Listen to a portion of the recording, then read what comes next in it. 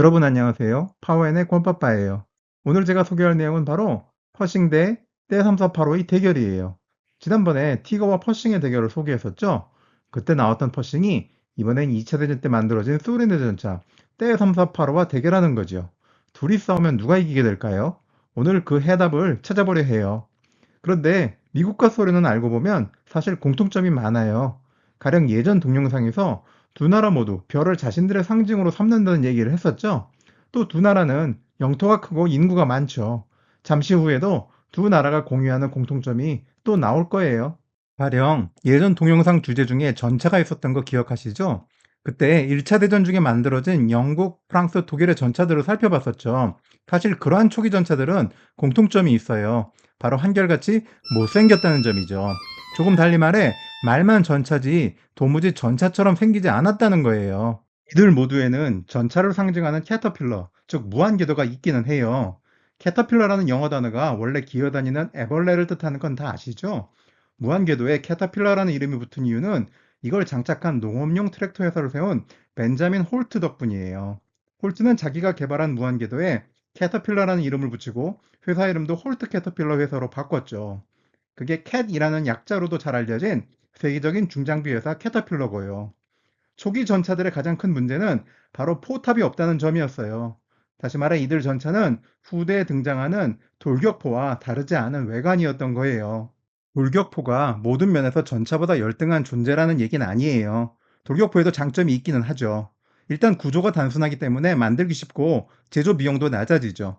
그리고 포탑이 없는 만큼 높이가 낮아지기 마련이라서 눈에도 덜 띄고 또 포탄에 맞을 면적도 줄어들고요. 무엇보다도 돌격포에 장착된 포가 전차포와 다른 게 아니기에 맞추기만 하면 얼마든지 전차를 부술 수 있죠. 게다가 단순한 구조 덕분에 대략 같은 무게와 부피 전차에 비해 더 대형의 포를 장비하는 게 가능해요. 그럼에도 일반적으로 군대는 돌격포보단 전차를 사용하고 싶어 하죠. 혼란스럽기 마련인 전투 상황에서 전차가 가지는 유연함의 가치가 크기 때문이에요. 그러한 전차의 유연함에 바로 포탑의 존재에서 비롯되죠. 그렇다면 포탑을 단 최초의 전차는 뭐였을까요? 바로 이 친구였어요. 프랑스의 르노 F대지요. 개인적으로 전 이 전차를 무척 좋아해요. 그래서 나폴레옹 무덤이 있는 프랑스 파리 앵발리드에 갔을 때 발견하곤 기뻐서 직접 사진을 찍어 왔었죠. 또 저는 밀리터리 게일 레고라 할 수 있는 폴란드 회사 포비의 르노 F대를 두 대나 가지고 있어요. 왼쪽 르노 F대의 포탑에 그려진 프랑스군 라운들이 잘 보이시죠? 1917년 말에 개발이 완료된 르노 F대는 1918년 5월 31일 최초의 실전을 치렀어요. 미국 원정군이 유럽 전선에 완전히 투입되기 전에 전과를 거두려는 독일군의 1918년 춘하계 공세 때였죠. 30대가 무리를 지어 투입된 르노 F대는 3차 N 전투에서 독일군의 진격을 저지하는 데 성공했어요. 무사히 데뷔전을 치른 르노 F대는 1차 대전이 끝날 때까지 프랑스에서 2,600대 넘게 생산될 정도로 호평을 받았죠. 그게 전부가 아니었어요. 사용성과 전투력 측면으로 합격 이상의 평가를 얻은 르노 F대를 원하는 나라가 한둘이 아니었죠. 그중 하나가 원래 독일의 동맹국이었지만 갑자기 편을 바꿔 1차 대전에 참전한 이탈리아였어요. 이탈리아 자동차 회사인 피아트가 면허 생산하는 르노 F대는 피아트 3000이라고 불렸죠.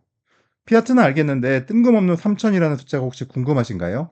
그건 르노 F대를 면허 생산하기 전 피아트가 1917년부터 만지작거리던 2000이라는 전차가 있었기 때문이에요. 시제품 두 대만 만들고 끝난 40톤짜리 피아트 2000의 생김새는 이랬어요. 그렇게 장래가 유망한 모습은 아니었죠. 어쨌든 갑자기 1차 대전이 끝나는 바람에 피아트 3000은 원래의 1400대 주문이 취소되고 모두 152대만 생산됐어요. 흥미롭게도 피아트 3000은 이탈리아군 외에도 여러 나라에 수출됐어요. 헝가리, 라트비아, 알바니아 등 모두 9나라가 피아트 3000을 샀는데 그중엔 일본도 있었고요. 일본 관동군은 1931년 만주 사변을 일으켰을 때 피아트 3000을 실전에 투입했죠. 또 피아트 3000을 사갔던 나라 중 빼놓을 수 없는 나라가 있어요. 바로 소련이에요. 소련은 1927년 세 대의 피아트 3000을 구매했어요. 이걸 베껴 때18이라는 소련 최초의 전차를 만들었죠. 러시아가 엔지니어링의 전통이 없는 나라는 아니었어요. 가령 1914년 독자적으로 일명 차르 전차라는 걸 만들려고 하다가 그만뒀죠. 이름은 전차지만 차르 전차는 무한 궤도가 없기에 장갑차의 일종이었어요. 르노 F대를 면허 생산했던 또 다른 나라가 바로 미국이에요. 모두 950대가 면허 생산된 르노 F대의 미국 버전은 M1917이라고 불렸죠. 막상 생산이 제때 이루어지진 않아서 가령 1918년 9월 미국 원정군과 프랑스군이 함께 전투를 치른 생미힐 전투 때 미국 원정군은 르노가 만들어준 144대의 F대를 썼어요. 이게 미군이 전투에 사용한 최초의 전차였던 거지요. 그러니까 소련과 미국의 전차는 둘 다 르노 F대라는 공통의 조상을 가지고 있는 셈이에요. 소련과 미국이 직접 전쟁을 한 적이 있었을까요? 방금 질문의 정답은 네예요. 그런데 둘은 2차 대전 때 대결하진 않았어요. 최소한 2차 대전이 끝날 때까지 미국과 소련은 서로 같은 편이었거든요. 당시 미국은 독일과 전쟁 중인 소련을 돕는다며 무기도 엄청 보내줬고요. 2차 대전이 끝나면서 진영이 갈린 미국과 소련은 대립하기 시작했어요. 그게 바로 콜드워, 즉 냉전이죠. 냉전은 2차 대전이 끝난 뒤부터 1989년 베를린 장벽이 붕괴되고 1991년 소련이 해체될 때까지 미국과 소련이 대립한 걸 가리키는 말이에요. 하지만 냉전은 진짜 전쟁은 아니었어요. 마치 전쟁을 치르듯 대립한다는 의미에서 차가운 전쟁이라고 부른 거니까요. 그런데 냉전이란 말을 만든 사람이 누군지 혹시 아시나요? 보통 윈스턴 처칠이라고 생각하죠. 알고 보면 서양과 소련의 대결이라는 의미로 1945년 10월에 냉전을 처음 말한 사람은 바로 소설 동물농장을 쓴 작가 조지 오웰이었어요. 1945년 7월 영국 총리직에서 물러난 처칠이 1946년 3월에 말한 건 철의 장막이었죠. 그럼 미국과 소련은 언제 전쟁을 한 걸까요? 1917년 11월 러시아의 혁명이 일어나자 연합국은 얼마 전까지 같은 편이었던 러시아를 침공했어요.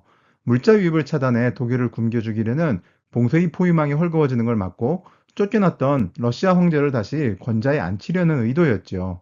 영국군 및 프랑스군과 함께 1918년부터 1920년까지 미군 13,000명이 러시아의 블라디보스톡과 아르한겔스크에서 전투를 벌였어요. 러시아 황제를 지지하는 이른바 백군이 블라디미르 레닌의 적군에게 패하자 연합국이 러시아에서 마지못해 철수하며 미국과 소련의 전쟁은 끝이 났지요. 그렇다면 도대체 미국의 퍼싱과 소련의 때348호는 언제 대결을 한 걸까요? 그건 바로 6.25 전쟁 때였어요.